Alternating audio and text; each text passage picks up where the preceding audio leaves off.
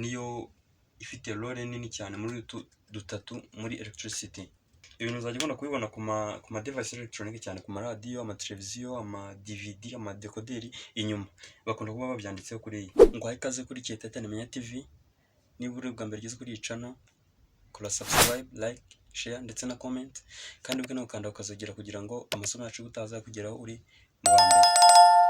Nkuko mubireba kuri board yacu, uyu munsi tugiye kwiga ikintu cyitwa electricity cyangwa se ingufu z'amashanyarazi mu rurimi rw'ikinyarwanda, niko umuntu yagenekereza akabyita.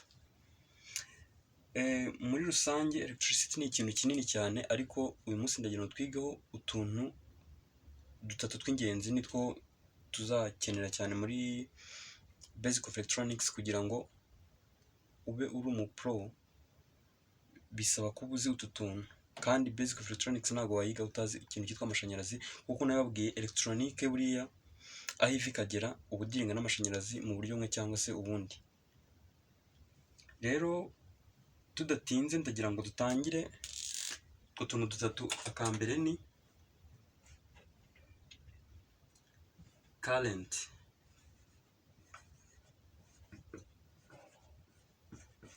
ka kabiri ni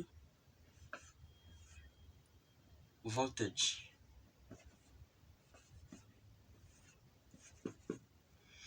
ka gatatu ni resistance.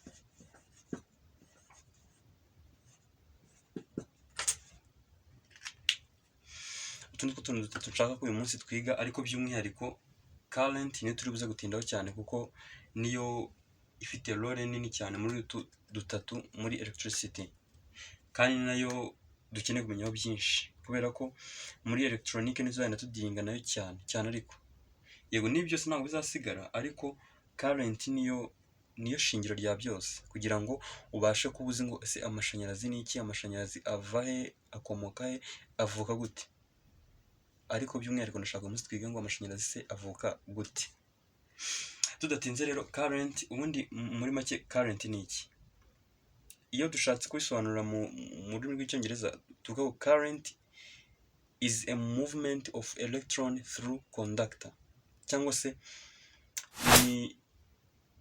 mu kinyarwanda sinzi uko nagigenekereza nkabyita, ariko biba bishatse gusobanura ko nyine ni ama electro sinzi ukuntu nazita mu kinyarwanda muri hangana gusa, ariko electron nababwiye ko ari imwe mu bigize atome akenshi ziba ari iz'ibyuma. Niba umuriro wacu wavutse hakoreshejwe icyuma, ubwo electro ziba zimuvinga n'icyo cyuma. Ni imigendere y'ama electro ariko aca mu cyuma, ava ahantu hamwe akajya ahandi. Ibyo nibyo twita current. Ngira ngo current tumaze kumenya ko ari igihe electron ziva ahantu hamwe zijya ahandi ariko ziciye mu cyuma. Ibyo nibyo twita current. Nanone tukaza kugira ikindi cyitwa voltage. Voltage ni ingufu cyangwa se sinzi niba nabyita energy zipushinga electron kugira ngo electron zibashe kugenda muri ya conductor, cyangwa se zibashe kuvana hamwe zijya ahandi. Ingufu zisunika nizo twita voltage. Tukaza kugira ubwo voltage nayo turayumvisha icyo ari cyo. Tukaza kugira n'icyo twita resistance. Resistance yo ni iki? Noneho resistance is ability of resistor or conductor to reduce flow of current. Urumva noneho resistance yo tumenye ko voltage ni ingufu zipushinga cyangwa se zisunika electro kuba za movinga muri conductor runaka, cyangwa se kuba zanyura mu rutsinga. Reka tubyite urutsinga kubera ko nirwo tuzadukoresha mu mashanyarazi cyane.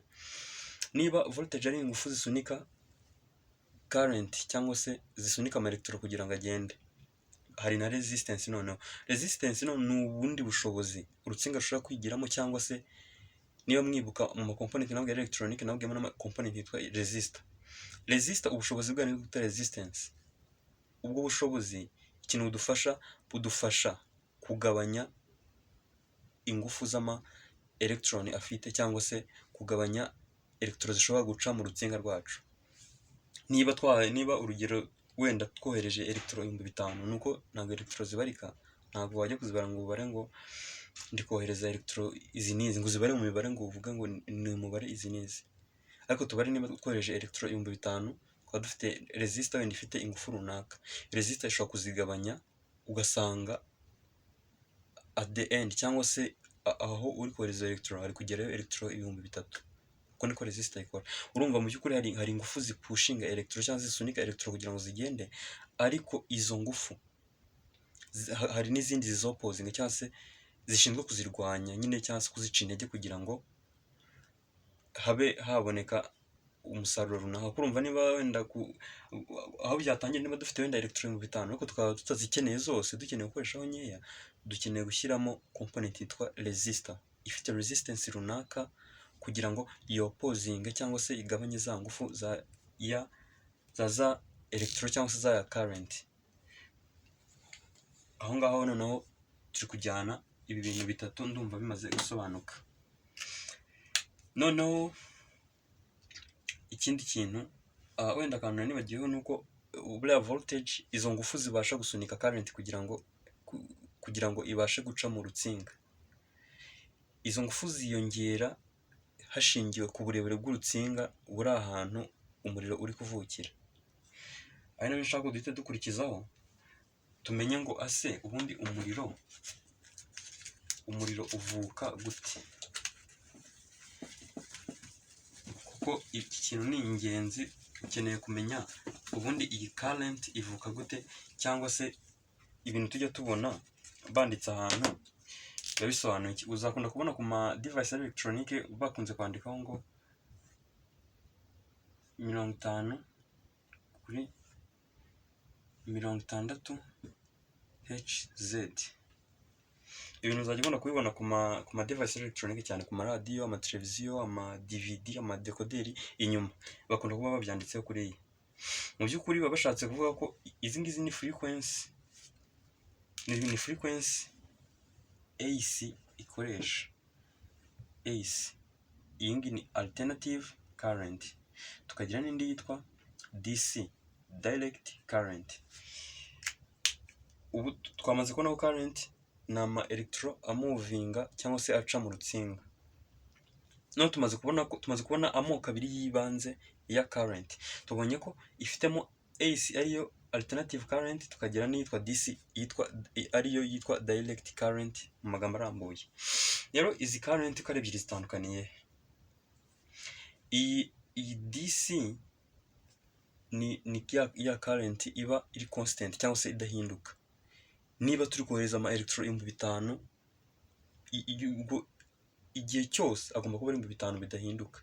Mu gihe iyi AC iyo ari umuriro umeze nkaho ugenda ugaruka, kuko ngira ngo uramutse wenda ubonye n'ahantu umuriro uri gufata umuntu, wenda uyu muriro wo mu nzu bisanzwe, uzabona umuntu ameze nkaho ari ku vibra cyangwa se ameze nkaho ari gutitira nyine tu.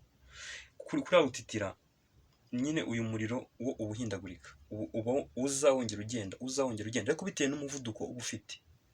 Umuvuduko uba ufite niwo tubarira muri ibi ngibi twita frequency igira unity ya hertz ikagira iyi symbol Hz. Ibyo ni bishatse kuvuga iki? Ibi bisobanuye ko niyo mpamvu uzakunda kubona ubundi frequency iyo dushaka kuyisemburiza cyangwa se kuyishushanya, tuyishushanya nk'ubu buryo. Urabona nimba uyu nguyu ari umuriro, kuri iyi point uba wazamutse nyine, uba wabaye mwinshi, ari naho ushobora kugufata ukawumva. Ariko kuri iyi point uba umeze nkaho kurekuye. Niyo mpamvu cyagiye iyo umuriro ufashe umuntu ubona ameze nkaho ari gutitira cyangwa se ubona nyine ameze nkaho ari kuvibra. Cyagiye aba nyine yishika ubuzamutse, wamurekura kongera akasa n'urelaxing, wakongera kumufata akishika, wamurekura kongera akarelaxing. Ibyo ariko bikaba ku muvuduko hejuru ku buryo we n'amaso yawe udashaka kubireba ngo ubone nyine movement umuntu arimo cyangwa se move umuntu ari gukora. Ibyo ngibyo bigasobanura iki? Ibi bisobanuye ko alternative current na direct current zitandukanye. Mu gihe direct current iyo dushatse kuyerekana by the symbol cyangwa se by graph, iyo iba ari current imeze gutya, urabona iyi current n'iyi ngiyi ziratandukanye. ndagira ngo twumve neza ikintu cyitwa frequency kuko tuzayikenera cyane muri electronique, haba electronique haba telecommunication. Ikintu cyitwa frequency ni ingenzi, iki kintu mugi keeping muri mind zanyu. Wenda hano kuri current niho dutangira kubona ibintu by'ama frequency, ariko muri electronique muri rusange nta hantu hamwe ushobora kugera ngo uburemo ikintu cyitwa ijambo ryitwa frequency. Ari naho barabona iyi DC iyo ibimeze nkaho iri ku murongo ugororotse, uyu muriro wa DC uba ufite voltage nyinshi ukagufata, ushobora guhita upfa nta n'umuntu umenya ngo wabaye iki.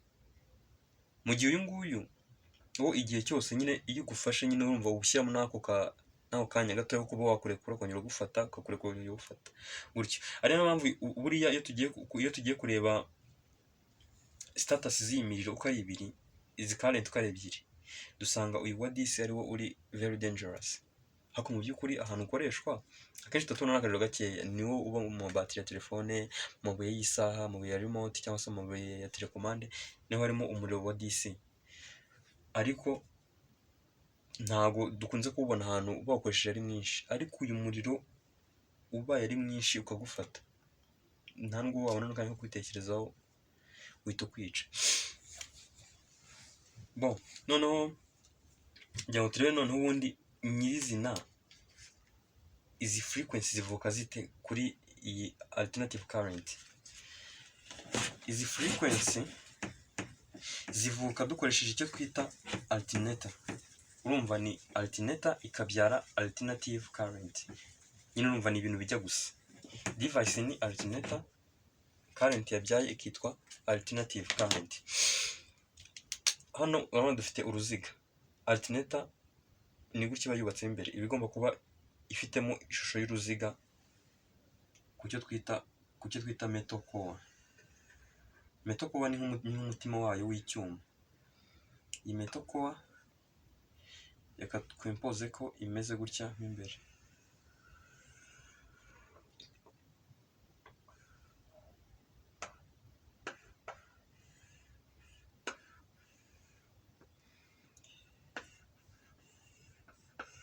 Iki cyose ni icyuma kimeze gutya. Nkuko nababwiye mu ma electronic component, ibi bintu bigiye bifitanye isano aho biva bikagera. Hano utu tuntu tuba ari utu inductor. Inductor nababwiye ko ni igihe ufashe icyuma cyangwa se icyo twita ferrite core. Ferrite core ni iki? Ni element ibishobora gufatwa na rukuruzi cyangwa se na magnet. Kuko ibi byuma nabyo bigomba kuba bifitwe na magnet. Niyo specification bigomba kuba bifite. Bigomba kuba ari ibyuma bifatwa na magnet mu buryo bumwe cyangwa ubundi. Ibi byuma iyo bamaze kubifata hano bahita bazingiriraho urutsinga, hano bakazingiriraho urutsinga. Ibyo nibyo twita inductor. Ariko iyo bimaze guhuriramo hano ngo nabo bitwa inductor, bita bihindura izina. Urumva iyi device ikita yitwa alternator. Ubwo reka hano tuwindingeho urutsinga. Uru rutsinga rero rugiye runyuzeho, izi tuzita spin cyangwa se ibizingo by'insinga. Hano rukazenguruka rukazana hano, rugakomeza rukizengurutsa na hano. Urabona izi ngizi ni inductor ebyiri zisa naho zifatanye. Hano tukagira imitwe ibiri y'urutsinga. Ahangaha niho current yacu igiye gusohokera, ariho twita kuri live. Ahangaha twahita kuri neutral.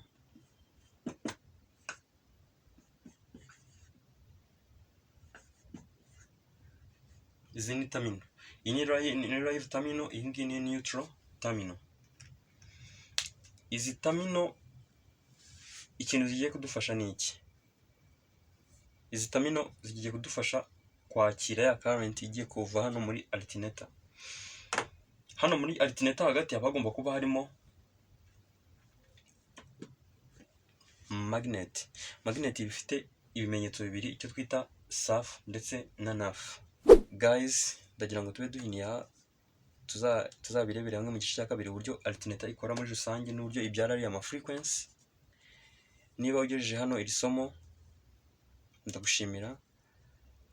Niba utarakora subscribe kanda subscribe, ufungure akazogera kugira ngo amasomo yacu butaza yakugereraho ku gihe kandi uri uwa mbere. Tuzahure muri video yacu butaha turebera hamwe ese alternator ni gute ibyara ari ama frequency. Ciao.